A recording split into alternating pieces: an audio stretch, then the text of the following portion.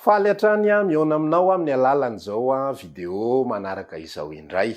Misaotra antsika ary mankasitraka antsika hatrany amin'ny j'aime izay ataonao amin'ny commentaire, amin'ny partage indrindra izay ampaherezana antsika tsirairay avy raha mahasoa ianao amin'ny alalan'ny fizarana vidéo tahaka izao. Partage reny mba ho hitan'ny namanao ihany koa ary hiparitaka amin'ny namantsika. Efa fiara-miasa sady zany ao anatin'ny fanjakan'ny lanitra. Androantsika dia hiditra amin'ny lohahevitra hafa indray. Iresaka tsika natao hoe zanaka fa tsy mpanompo. Raikitra ary.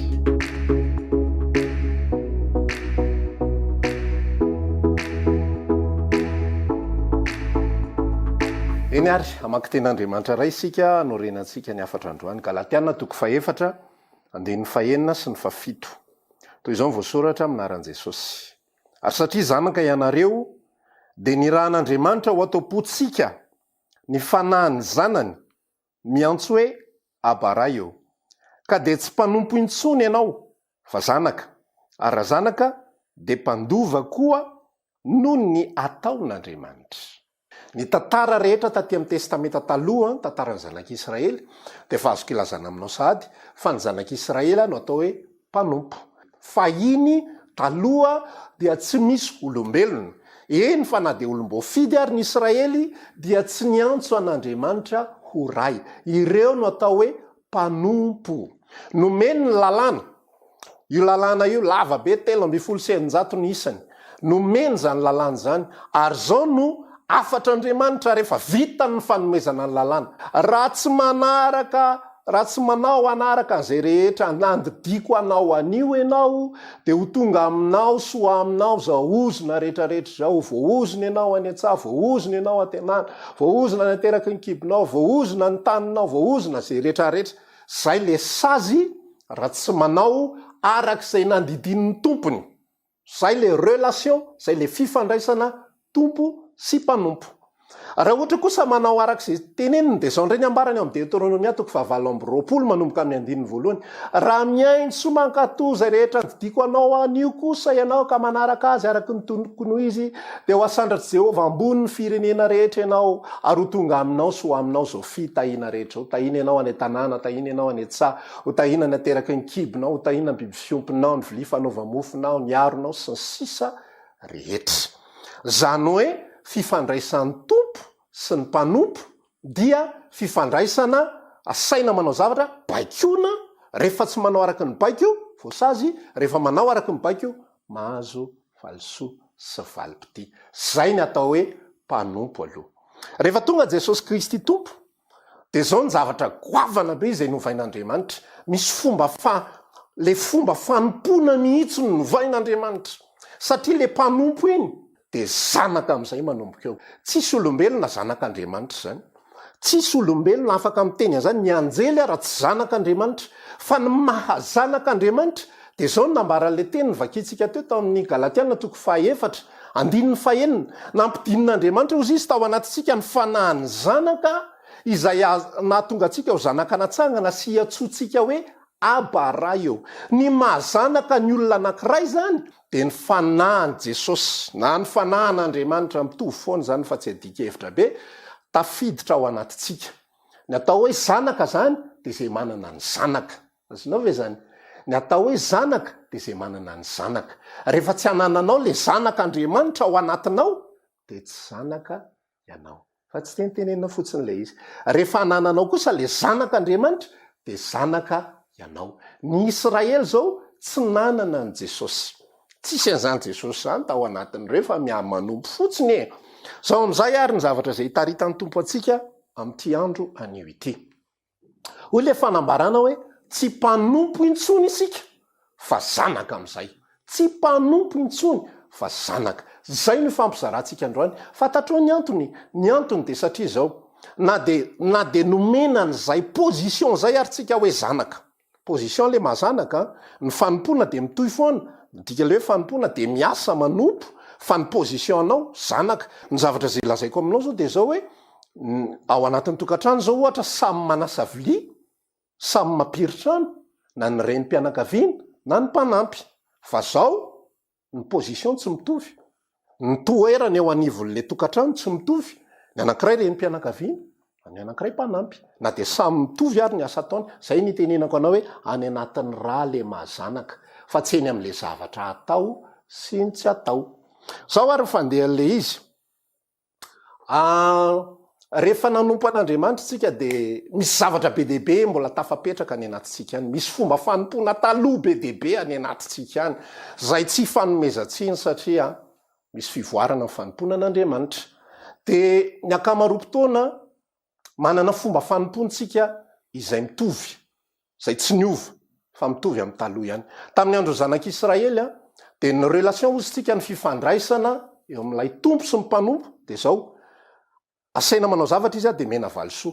Zany hoe raha vadiko kely le fehezanteny de zao ny antony anaovany zavatra de azo ny valisoa. Tsy diso izy fa zay tsinona le fifandraisana. Ny antony anaovany zavatra de azo ny valisoa.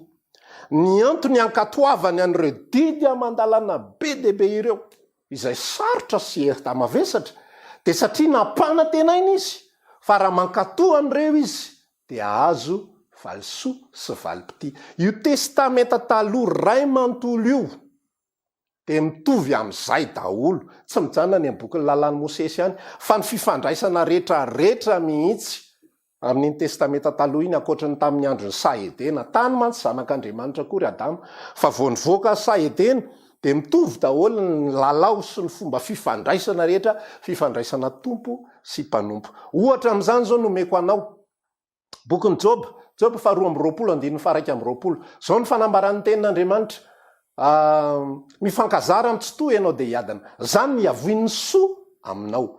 Zao zany ny tenen'le tompo am'ilay mpanompo: fankazara amiko ianao de hiadana, zay ny avian'ny soa aminao. Zao zany ny andraisan'le mpanompo azy: raha tiako ny azo soa, raha tiako ny azo fiadanana de inona ny ataoko? Mila mifankazatra am'ilay tompo aho. Inona ka ny dikazay? Manao zavatra mba azo zavatra. Raha te azo zavatra de mila manao zavatra. Karama ny anaran'izay izy ny fomba filazantsika azy. Ohabolana faharoa amby roapolo, 15 raha tsy diso ahako. Ny valin'ny fanatretena sy ny fatahorana an' Jehova dia areny, voninahitra, fiainana. Raha te azo areny ianao, te azo voninahitra ianao, te azo fiainana ianao, de inona ny tokony ataonao? Matahotra an' Jehova de manetry teny. Misy ny valipiti, misy ny valisoa, de misy ny asa tsy maintsy atao. Misy zavatra ohatran'izay daholo mandeha amin'ny valipiti sy ny valisoa. Malak'i 7:7 ao amin'ny tranoko.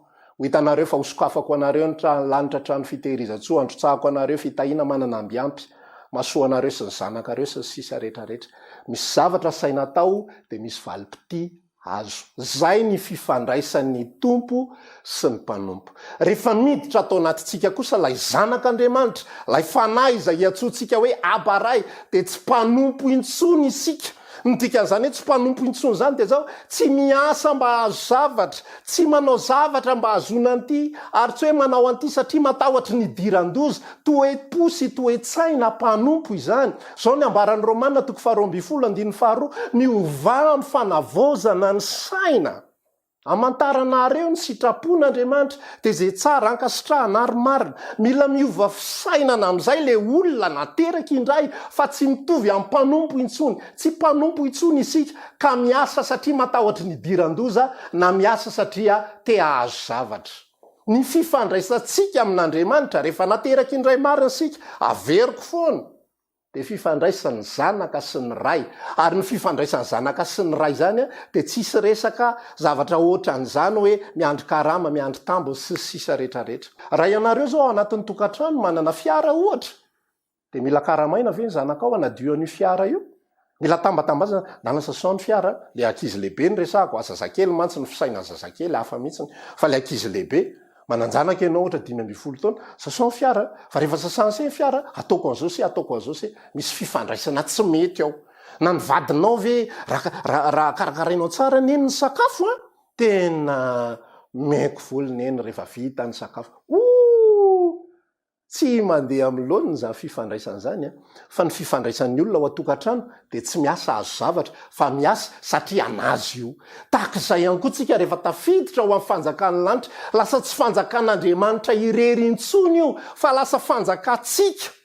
za zao milaza anao zao asa izay ataoko izao zao fitoriana ny filazantsara amin'ny alala Facebook zao tena lazaiko anao fa fotoana lany ao anatin'ny fikarakarana an'izao any ka tena be deaibe ary rehefa vita ny fikarakarana mivoaka ny toriteny isaky lady am'ray dia manomboka eo tsy hoe mipetrapetraka amin'izay pastera fa mbola mamaly atsika tsirairay avy araky ny fanontaniana mbola mandefa ny video amin'ny sasany zay mety mbola tsy nahita sisa rehetrarehetra zao ny lazaiko anao tena fo mahitsy tsara mihitsy ny resako anao ary ny tompo vavolombelona tsy misy na kely ary atao anatin'ity foko ity miendrandra valipiti spesial tsy mieritreritra na ny tahaka ninona raha hoe rehefa manao an'ity asan'Andriamanitra ho ataoko ty ary tena ilofosako ty fa ao ambadika ty misy valipiti ao ambadika ty misy fitahiana be miopapana ao ambadika ty misy fiarovana ao ambadika ty misy an'izao zay natao hoe toetsaina mpanompo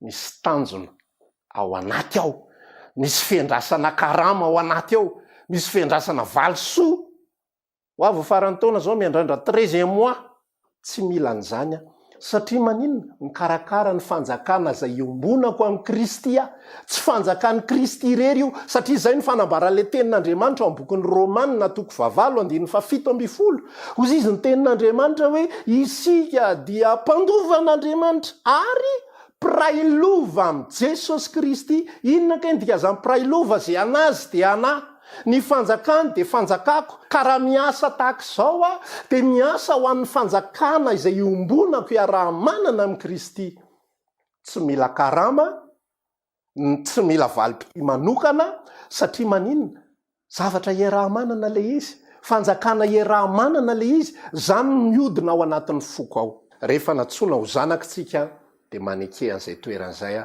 mediry amin'izay toeran'izay dia manompoa amin'izay mahazanak'izay samy tahiny tompo isika amin'ny fotoana manaraka toy izao indray raha manana fanontaniana ianao mametra fanontaniana misy soratra eto hoe envoyer message klikenao io dia afaka manoratra ianao isaky ny alahady amin'ny raha oratolakandro nivoaka video atsika ary raha mbola tsy nahita ny teo aloha ianao dia aoka ho fantatrao fa efa misy video anankienina melohan'izao afatra anio izao azontsika jerena ao amin'ny pejy samy tahiny tompo daholo